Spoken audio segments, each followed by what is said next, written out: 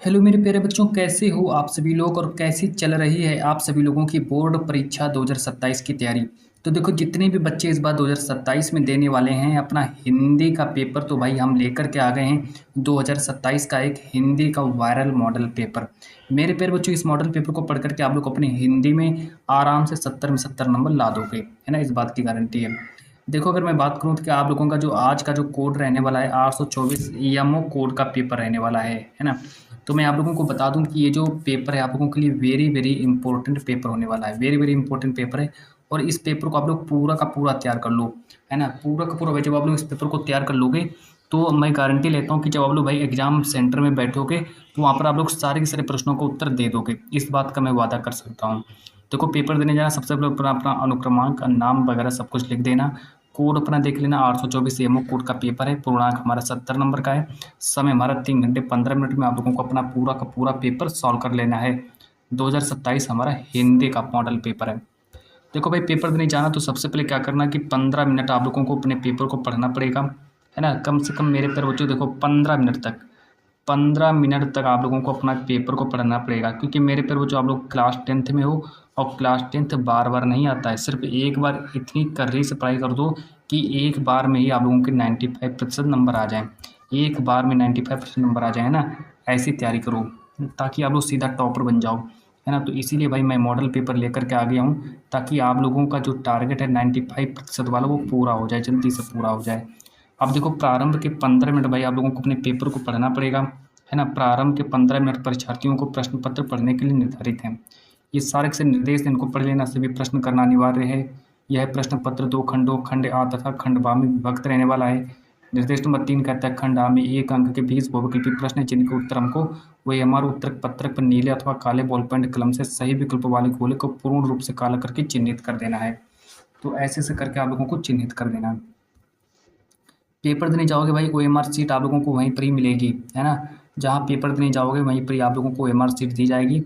इसके बाद आगे देखो कि ये लिखा है कि खंड आ के प्रत्येक प्रश्न का निर्देश पढ़कर केवल प्रदत्त ओएमआर उत्तर पत्रक पर ही उत्तर दें। ओएमआर उत्तर पत्रक पर उत्तर देने का पश्चात उसे काटे नहीं तथा इरेजर अथवा व्हाइटनर का प्रयोग बिल्कुल भी नहीं करना है, और सारे के सारे प्रश्नों का अंक उसके सम्मुख अंकित हैं। देखो, जब आप लोगों को एग्जाम सेंटर में ओएमआर सीट दी जाए तो आप लोगों को क्या करना है कि ओएमआर सीट के ऊपर आप लोगों को इरेजर इरेजर हो गया इरेजर हो गया कोई भी, मतलब कि अगर आप लोगों के पास वाइटनर है, इरेजर हो गया, वाइटनर है, तो इनका आप लोगों को उपयोग नहीं करना है। ओएमआर सीट के ऊपर नहीं चलाना है इन चीज़ों को, है ना। वरना फिर आप लोगों को भाई 20 नंबर चले जाएंगे अगर आप लोग चला देंगे। अब आगे देखो, ये भी सारे निर्देश पढ़ लेना। अब चलो मैं आप लोगों का यहाँ से पेपर एक को स्टार्ट कर देता हूँ। सारे के सारे प्रश्न देख लो भाई, कौन कौन से इस पेपर में क्वेश्चन आए हैं। और यहाँ से अगर आप लोगों का पेपर पूछा जाता है तो आप लोग सारे के सारे प्रश्नों का उत्तर यहाँ से कर देना, एक भी प्रश्न को मत छोड़ना।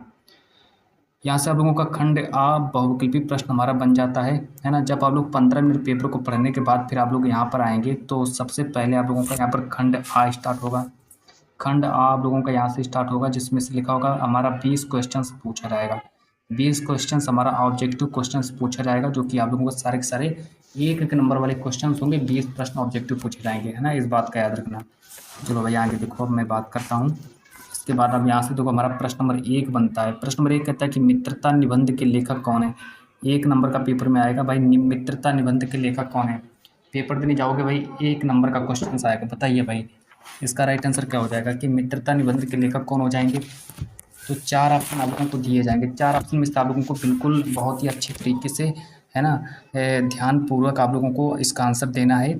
इसका ऑप्शन नंबर ई मेरा सही हो जाएगा। रामचंद्र शुक्ल जी जो हैं ये हमारे मित्रता निबंध के लेखक हो जाएंगे। पेपर में 1 नंबर का क्वेश्चन आएगा। प्रश्न नंबर 2 कहता है कि ममता कहानी के लेखक कौन है। देखो, ममता ममता कहानी के लेखक कौन है भाई, ये भी हमारा 1 ही नंबर का आएगा कि ममता कहानी के लेखक हमारे जयशंकर प्रसाद जी हो जाएंगे। ममता कहानी के लेखक जयशंकर प्रसाद हो जाएंगे। चलो अच्छा, आगे देखो, हम नेक्स्ट क्वेश्चंस के बारे में बात करते हैं। प्रश्न नंबर 3 के बारे में बात करते हैं। नेक्स्ट क्वेश्चन है मेरा कि प्रश्न नंबर 3 हमारा कहता है कि स्मृति पाठ के लेखक कौन है। जो हमारा स्मृति पाठ है, स्मृति पाठ के लेखक कौन है, तो भाई 1 नंबर का क्वेश्चन से ये भी आ जाएगा। इसके राइट आंसर हो जाएंगे श्री राम शर्मा। श्री राम शर्मा इसके राइट आंसर हो जाएंगे। फिर प्रश्न नंबर 4 कहता है भारतीय संस्कृति निबंध के लेखक कौन है। भाई भारतीय संस्कृति निबंध के लेखक कौन है, पेपर में 1 नंबर का क्वेश्चन आ जाएगा, है ना। तो पेपर में 1 नंबर का क्वेश्चन आएगा। देखो भारतीय संस्कृति से आप लोगों का एक 6 नंबर का भाई गद्यांश भी पूछा रहता है, 6 नंबर का गद्यांश आता है, जो अभी मैं आगे चलकर आप लोगों को पढ़ाऊँगा। देखो मैं सब कुछ आज की क्लास में मैंने सब कुछ बताया है, इस क्लास को पूरा ध्यानपूर्वक देखिए और यहाँ से आप लोग अपने भाई 70 में 70 नंबर पक्के कर लीजिए। तो यहाँ पर देखो हमारा इसका राइट आंसर हो जाएगा रामधारी सिंह दिनकर। अगला है कि माटी वाली कहानी की लेखिका कौन है, 1 नंबर का ये भी आ जाएगा कि माटी वाली कहानी की लेखिका कौन है। तो हमारा राइट आंसर हो जाएगा ममता कालिया। ममता कालिया भाई मेरा राइट आंसर हो जाएगा, है ना। प्रश्न नंबर 5 का ए ऑप्शन मेरा सही हो जाएगा। चलो अच्छा आगे देखो प्रश्न नंबर 6 के बारे में। प्रश्न नंबर 6 देखो मेरा क्या कहता है। प्रश्न नंबर 6 यहाँ पर देखो कहता है कि झांसी की रानी कविता की रचयिता कौन है। झांसी की रानी कविता की रचयिता कौन है, 1 नंबर का क्वेश्चन आएगा। तो इसका भाई राइट आंसर हो जाएगा सुभद्रा कुमारी चौहान। इसका राइट आंसर हो जाएगा सुभद्रा कुमारी चौहान। फिर इसके बाद आगे देखो नेक्स्ट क्वेश्चन नंबर 7 कि कबीर की काव्य धारा किस भक्ति शाखा से संबंधित है। जो कबीर की जो काव्य धारा है वो किस भक्ति शाखा से संबंधित है। प्यारे बच्चों 1 नंबर का क्वेश्चन से ये भी आ जाएगा, लेकिन इसका जो राइट आंसर हो जाएगा वो हमारा निर्गुण ज्ञान मार्गी, निर्गुण ज्ञान मार्गी यानी कि इसका ए ऑप्शन सही करेंगे और प्रश्न नंबर 6 का यहाँ पर हम बी ऑप्शन को सही करेंगे, है ना। तो इस तरीके से हमारे प्रश्न नंबर 7 हमारे कंप्लीट हो गए और 7 नंबर भी आप लोगों के भाई कंप्लीट हो चुके हैं। चलो आगे देखो प्रश्न नंबर नेक्स्ट, प्रश्न नंबर अगला देखेंगे कि प्रश्न नंबर 7 कहता है, ये तो हमारा प्रश्न नंबर 7 हो गया ना कि कबीर के काव्य धारा किस भक्ति शाखा से संबंधित है, तो हमारा निर्गुण ज्ञान मार्गी। और प्रश्न नंबर 8 कहता है कि सूरदास के काव्य में मुख्य रूप से किसका वर्णन मिलता है। जो सूरदास जी का जो काव्य है उसमें किसका वर्णन मिलता है। आप लोगों ने भाई सूरदास जी के काव्य पढ़े होंगे, चरण कमल बंदो हरिराई, और फिर इसके बाद है ना, तो कई सारे मतलब सूरदास जी के हैं। तो उसमें भैया आप लोगों का श्री कृष्ण जी के काव्यों का वर्णन मिलता है। श्री कृष्ण जी के, श्री राम जी के नहीं मिलता है, भगवान शिव का नहीं मिलता, गौतम बुद्ध का भी नहीं मिलता है ना। आप लोगों ने चैप्टर पढ़े होंगे, तो श्री कृष्ण जी का मिलता है। श्री कृष्ण जी को याद रखेंगे और ये सारे के सारे भाई 1-1 नंबर के पेपर में क्वेश्चंस आने वाले हैं।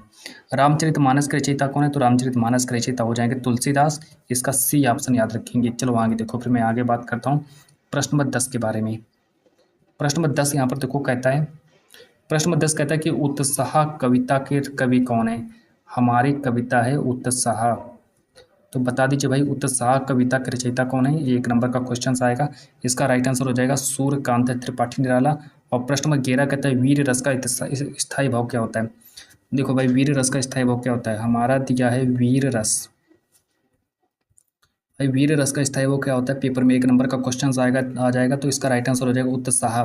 तो वीर रस का स्थायी भाव जो होता है वो उत्साह होता है। आप लोगों को उत्साह याद रखना है। चलो आगे देखो next question number 12। Question number 12 देखो यहाँ पर कहता है कि दोहा जो मेरा है, दोहा जो है, दोहा छंद के विषम चरणों में कितनी मात्राएं होती हैं। जो दोहा है, जो मेरा दोहा है, दोहा जो हमारा छंद है, दोहा छंद का जो विषम चरण होता है, दोहा छंद के विषम चरण में भाई कितनी मात्राएं होती हैं।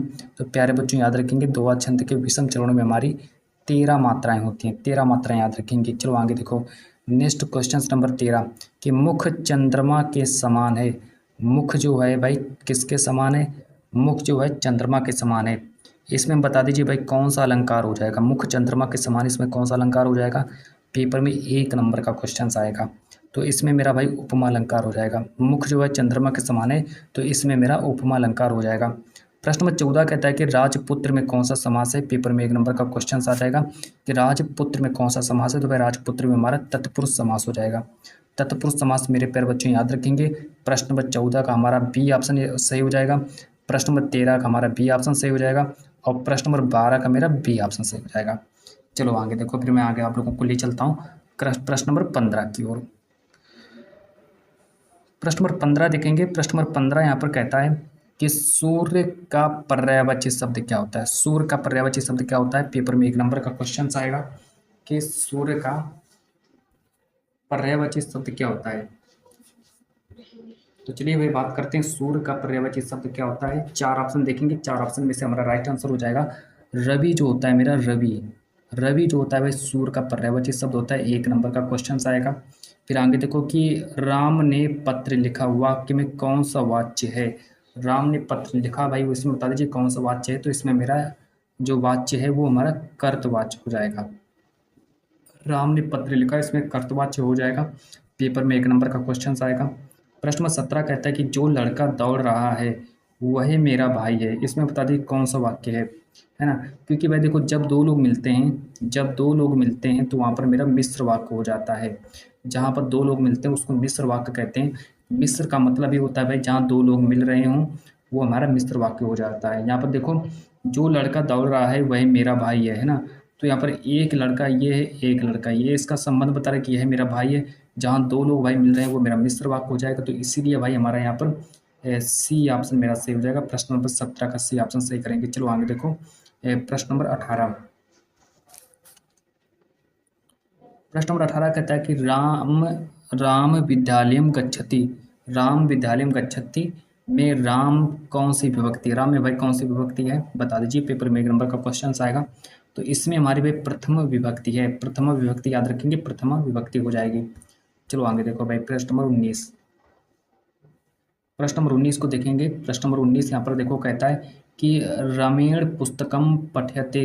रमेण में कौन सी विभक्ति है? तो भाई रमेण में हमारी तृतीया विभक्ति हो जाएगी।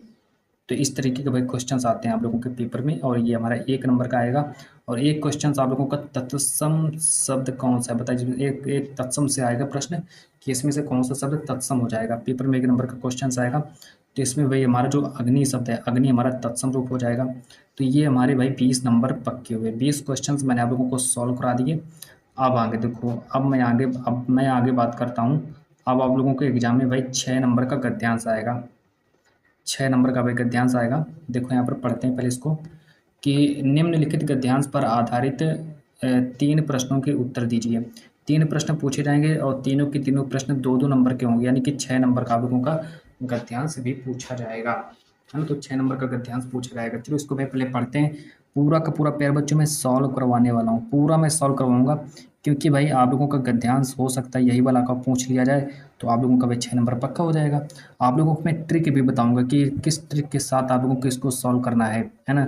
अगर बाई चांस अगर आप लोग पेपर देने गए वहाँ पर अगर आप लोगों ने गद्यांश को लिखना भूल गए तो क्या ट्रिक वहाँ पर आप लोग लगा सकते हैं, है ना? तो वो ट्रिक भी बताऊँगा आप लोगों को। चलो यहाँ पर देखो समझते हैं कि ईर्ष्या का काम जलाना है मगर सबसे पहले वही उसी को जलाती है जिसके हृदय में उसका जन्म होता है। आप भी ऐसे बहुत से लोगों को जानते होंगे जो ईर्ष्या और द्वेष की साकार मूर्ति हैं और जो बराबर इस चिंता में लगे रहते हैं कि कहाँ श्रोता मिले और अपने दिल का गुबार निकालने का अवसर प्राप्त हो। श्रोता मिलते ही उनका ग्रामोफोन बजने लगता है और वे बड़ी ही होशियारी के साथ एक एक कांड इस ढंग से सुनाते हैं मानो विश्व कल्याण को छोड़कर उनका और कोई ध्येय नहीं है। अगर ज़रा सा उनके अपने इतिहास को देखिए और समझने की कोशिश कीजिए कि जब से इन्होंने इस सुकर्म का आरंभ किया है तब से वे अपने क्षेत्र में आगे बढ़े हैं या पीछे हटे हैं। तो बता दीजिए भाई किस चैप्टर से दिया गया है? हमारा चैप्टर का नाम है ईर्ष्या तू ना गई मेरे मन से। चैप्टर का नाम है भाई ईर्ष्या तू ना गई मेरे मन से, है ना? तो किस चैप्टर से लिया गया है? ईर्ष्या तू ना गई मेरे मन से नामक चैप्टर से लिया गया है। अब इसके बाद आगे देखो कि अब देखो 2 नंबर का यहाँ पर आप लोगों से पूछा जाएगा, है ना? 2 नंबर का सबसे पहले आप लोगों से यहाँ पर पूछा जाएगा कि 2 नंबर का क्या पूछा जाएगा कि उपयुक्त गद्यांश का संदर्भ लिखिए। देखो भाई संदर्भ आप लोगों का 2 नंबर का संदर्भ आएगा, है ना? 2 नंबर का संदर्भ आएगा। संदर्भ देखो कैसे लिखते हैं। संदर्भ यहाँ पर लिखेंगे कि प्रस्तुत गद्यांश हमारी पाठ्य पुस्तक हिंदी के गद्य खंड में संकलित ईर्ष्या तू ना गई मेरे मन से नामक पाठ से लिया गया है। तो इतना आप लोगों को लिख देना है। ईर्ष्या तू ना गई मेरे मन से पाठ से लिया गया है। इतना लिखने के बाद फिर आगे देखो, अब यहाँ पर मेरा दिया है प्रश्न नंबर दूसरा। प्रश्न नंबर दूसरा देखो यहाँ पर कहता है कि गद्यांश के रेखांकित अंश की व्याख्या कीजिए। ये भी हमारा 2 ही नंबर का आएगा कि गद्यांश के रेखांकित अंश की व्याख्या करो। तो भाई 2 नंबर का ये आ जाएगा। यहाँ पर उत्तर लिख देना कि प्रस्तुत पंक्तियों में लेखक कहता है कि जिसके मन में ईर्ष्या का भाव उत्पन्न हो जाता है सबसे पहले ईर्ष्या का कारण उसी की हानि होती है। ऐसे लोग अपने दुख को दूसरों को सुनाने में रसमग्न रहते हैं। ईर्ष्यालु व्यक्ति सर्वव्यापक होते हैं, ये सर्वत्र मिलते हैं। ये मतलब सभी जगह, सर्वत्र का मतलब होता है कि ये सभी जगह मिलते हैं। अब प्रश्न नंबर 7 कहता है कि ईर्ष्या का क्या काम है, वह सबसे पहले किसे जलाती है? तो ईर्ष्या का काम जलाना है। जिसके मन में ईर्ष्या का जन्म होता है ईर्ष्या सबसे पहले उसी को जलाती है। अगर मान लीजिए मेरे पेपर जो अगर बाई चांस अगर आप लोग को इसका उत्तर लिखना भूल गए तो आप लोगों के पास ये जो गद्यांश रखा है, आप लोग इसी में से काट छाँट करके लिख सकते हो, है ना। कहीं से भी आप लोग उठा सकते हो, कहीं से उठा सकते हो और लिख देना, है ना। अगर आप लोग भूल गए, वैसे आप लोग इसको याद कर लो, ये जो मैं लिख करके आया हूँ, इसको आप लोग पूरा का पूरा याद कर लीजिए। अब आगे देखो, एक अथवा करके पूछा जाएगा, पेपर देने जाओगे भाई, एक अथवा करके भी पूछा जाएगा कि मित्र का कर्तव्य इस प्रकार बताया गया है कि इस उच्च और महान कार्यों में हर प्रकार सहायता देना, मन बढ़ाना और साहस दिलाना, कि तुम अपनी निज के सामर्थ्य से बाहर काम कर जाओ। यह कर्तव्य उसी से पूरा होगा जो दृढ़ चित्त और सत्य का संकल्प का हो। अब यहाँ से देखो, यहाँ पर मित्र लिखा है ना। तो मित्र से हमको यहाँ पर लगता है कि भाई हमारा मित्रता चैप्टर से लिया गया है ना। पूरा का पूरा गद्यांश पढ़ने की मेरे पर बच्चों कोई ज़रूरत नहीं है। जब आप लोगों का पता चल गया है कि ये मित्रता चैप्टर से लिया गया है, तो पूरा गद्यांश हम क्यों पढ़ें, है ना। अपना जितना टाइम बचा सकें उतना टाइम बचा लें अपना, है ना। तो इसीलिए आगे देखो भाई, ये मित्रता चैप्टर से लिया गया, लेकिन दो में से आप लोगों को एक का उत्तर लिखना है।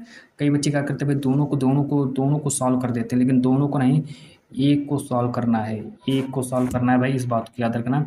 सिर्फ एक ही गद्यांश सॉल्व करना है, इस बात को याद रखना। कई बच्चे दोनों के दोनों गद्यांश सॉल्व कर देते हैं, ऐसा नहीं करना। यहाँ पर देखो ऊपर लिखा है, यहाँ पर ऊपर लिखा है कि एक मतलब कि एक गद्यांश का उत्तर देना है ना। गद्यांश पर आधारित 3 प्रश्नों का उत्तर देना है, जिसमें से एक गद्यांश का आप लोगों को उत्तर लिखना पड़ेगा।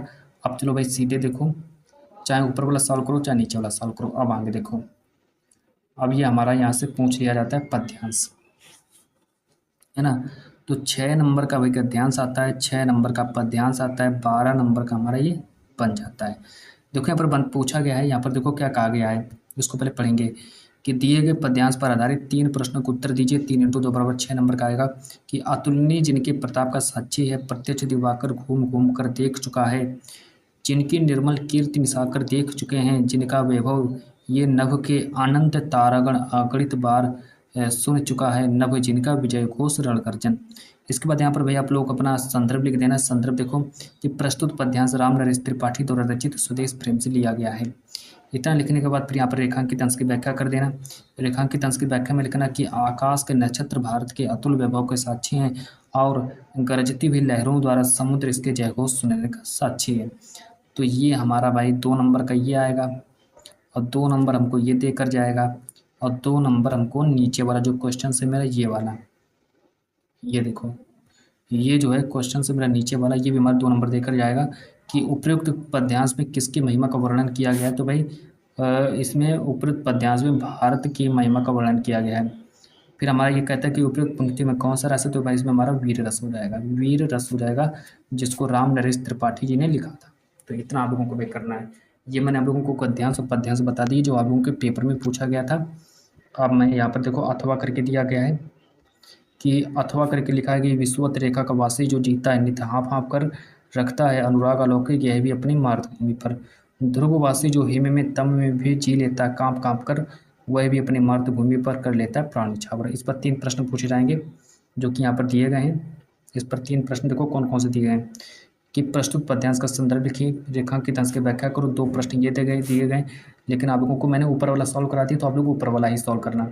अब देखो भाई संस्कृत का गद्यांश भी पूछा जाएगा। संस्कृत में देखो पेपर देने जाओगे भाई, संस्कृत का एक गद्यांश होगा आप लोगों के सामने, और संस्कृत का एक पद्यांश भी होगा, है ना। लेकिन 10 नंबर का संस्कृत में गद्यांश पद्यांश पूछा जाएगा। कितने नंबर का, तो भाई आप लोगों का 10 नंबर का संस्कृत गद्यांश पद्यांश पूछा जाएगा, तो इसको भी देख लो। वेरी वेरी इंपॉर्टेंट है भाई आप लोगों का कि निम्नलिखित संस्कृत गद्यांश का संदर्भ सहित हिंदी में अनुवाद करिए। भाई 5 नंबर का संस्कृत का हिंदी में अनुवाद करने के लिए पूछा जाएगा। इसका संदर्भ लिखना पड़ेगा।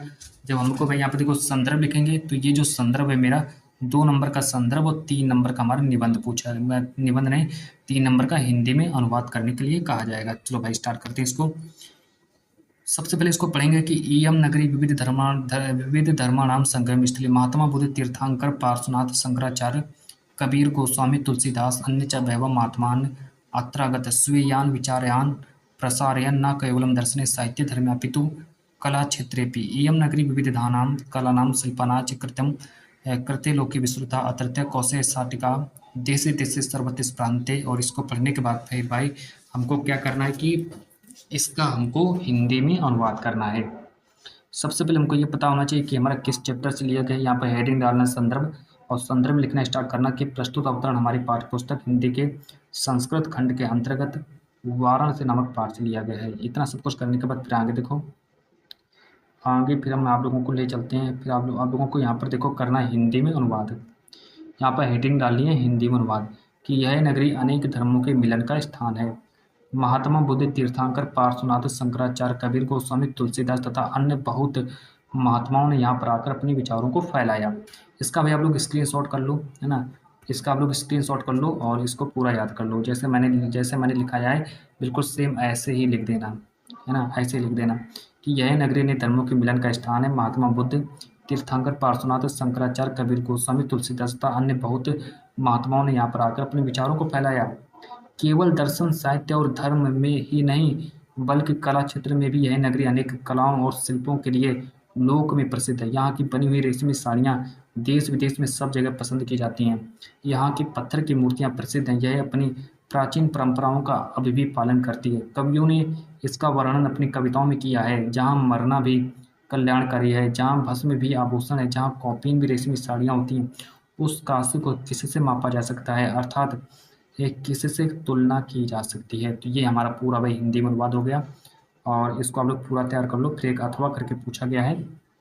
अथवा में हम लोग चाहो तो भाई इसको भी सॉल्व कर सकते हो, जो कि मैं लिख करके आया हूँ। यहाँ पर देखो आप लोगों का पूछा गया अथवा वाला, आप लोग चाहो तो भाई इसका भी उत्तर लिख सकते हो कि अस्माकं संस्कृति सदा गतिशीला वर्तते, मानव जीवनम संस्कृतम ऐसा यथा समयम नमा नमा विचारधारां स्वीकरोति, नवा शक्ति च प्राप्नोति अत्र दुराग्रहे नास्ति यत् युक्तियुक्तं कल्याणकारी च तदत्र सहर्षं गृहीतं भवति एतस्या गतिशीलताया रहस्यं मानव जीवनस्य शाश्वत मूल्येषु निहितं तद् यथा सत्यस्य प्रतिष्ठा सर्वभूतेषु संभाव। इसको भी भाई पूरा तैयार कर लो, है ना।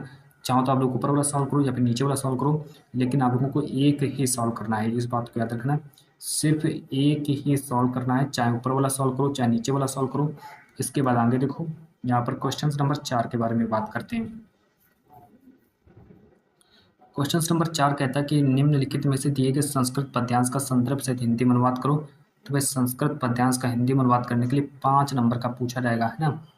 5 नंबर का कि हतो वा प्राप्स्यसि स्वर्ग जित्वा वा भोज्यसे महिम निराश निर्ममो भूत्वा युधस्व विगत ज्वारा। इसमें देखो संदर्भ देखो कैसे लिखेंगे कि प्रस्तुत श्लोक हमारी पाठ्य पुस्तक संस्कृत खंड में संकलित वीर वीरेण पूज्यते नामक पाठ से लिया गया है।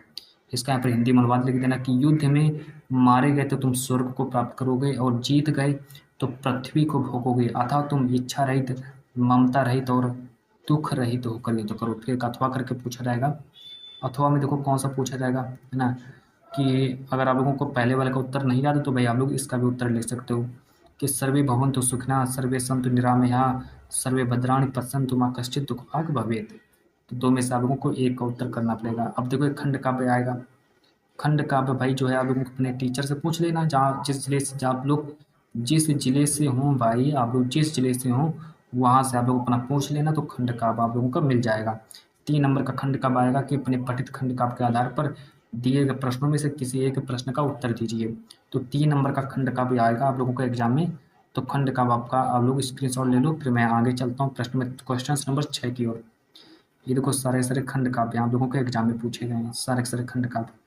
आप चलो यहाँ से देखो बात करते हैं क्वेश्चन नंबर 6 के बारे में कि दिए गए लेखकों में से किसी एक लेखक का जीवन परिचय देते हुए उनकी एक प्रमुख रचना का उल्लेख कर दो। भाई 5 नंबर का लेखक का जीवन परिचय आएगा, जिसमें हमारा रामधारी सिंह दिनकर, डॉक्टर राजेंद्र प्रसाद, आचार्य रामचंद्र शुक्ल जी दिए गए हैं।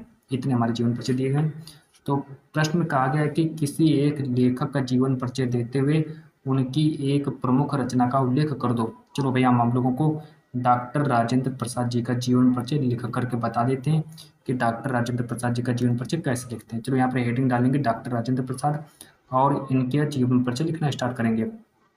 हेडिंग डालेंगे डॉक्टर राजेंद्र प्रसाद। इनका जन्म देखो 3 दिसंबर 1884 ईस्वी को इनका जन्म हुआ था। इनका जन्म स्थान देखो बिहार राज्य के जो हमारा सारण जिला है, बिहार राज्य का जो है सारण जिला है, वहाँ पर इनका जन्म हुआ था। इन्होंने शिक्षा देखो इन्होंने एमए और एमएल किया था। तो जयशंकर इन्होंने डॉक्टर राजेंद्र प्रसाद जी ने एमए और एमएल किया था। इनकी मृत्यु हो जाती है 28 फरवरी 1963 को इनकी मृत्यु हो जाती है। ऐसे ही भाई लिखना है, सबसे पहले ये मेन हेडिंग ऊपर डालनी है आप लोगों को। कई बच्चे क्या करते हैं भाई, यहीं से लिखना स्टार्ट कर देते हैं। कई बच्चे क्या करते हैं भाई, यहाँ से आप यहाँ से लिखना स्टार्ट कर देते हैं और सीधा लिखते चले जाते हैं, लेकिन ऐसी गलती नहीं करते हैं वरना गलत हो जाएगा, है ना। ऐसी गलती बिल्कुल भी नहीं करनी है। सबसे पहले आप लोगों को ये काम करना है, जन्म ऊपर डालना है, फिर जन्म स्थान डालना है, फिर शिक्षा डालना है, मृत्यु डालना है, फिर रचनाएं डालना है। ये सब में नियम चलेगा। अगर आप भाई जयशंकर प्रसाद जी का लिखो, चाहे रामचंद्र शुक्ल जी का जीवन परिचय लिखो, सब में आप लोगों को यही काम करना है कि सबसे स्टार्टिंग में ये वाले पॉइंट जरूर लिखना है आप लोगों को। अब लास्ट में रचना लिख देना, भारतीय शिक्षा गांधी जी की देन, शिक्षा संस्कृति, मेरी आत्मकथा।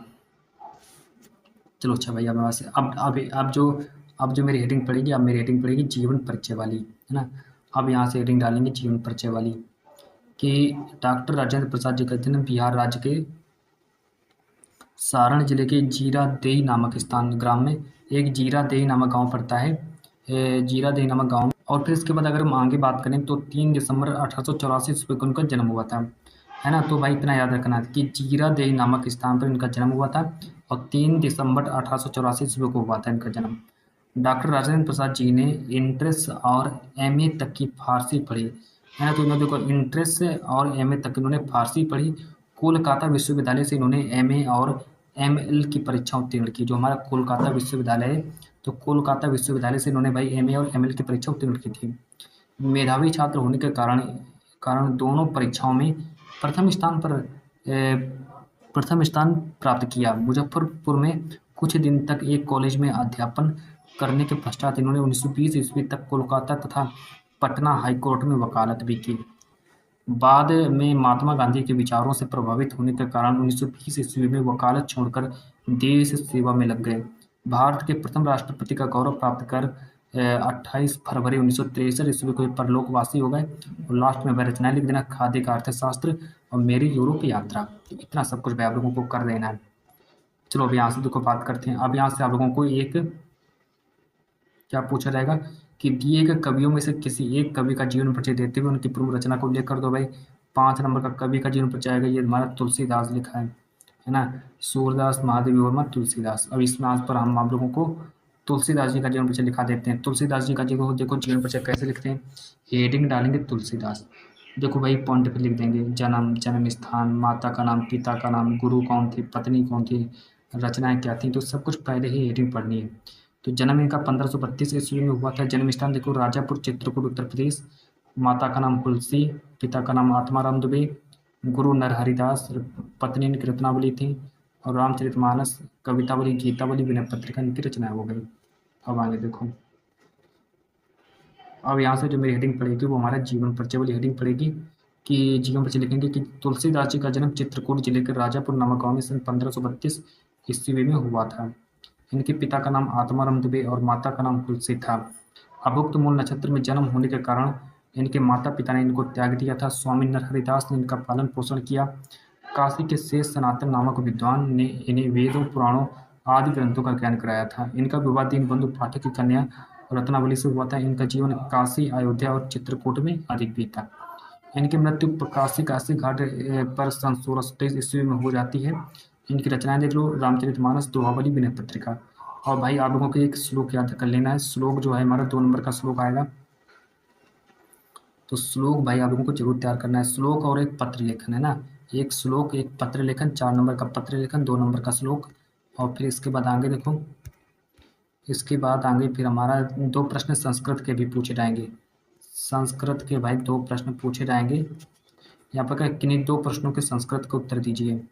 1, 2, 3, 4 प्रश्न हमारे दिए गए हैं। फिर एक निबंध भी पूछा जाएगा जो कि हमारा 7 नंबर का निबंध भी आएगा पेपर में। 7 नंबर का निबंध आएगा कि निम्नलिखित में से किसी एक विषय पर निबंध लिखिए।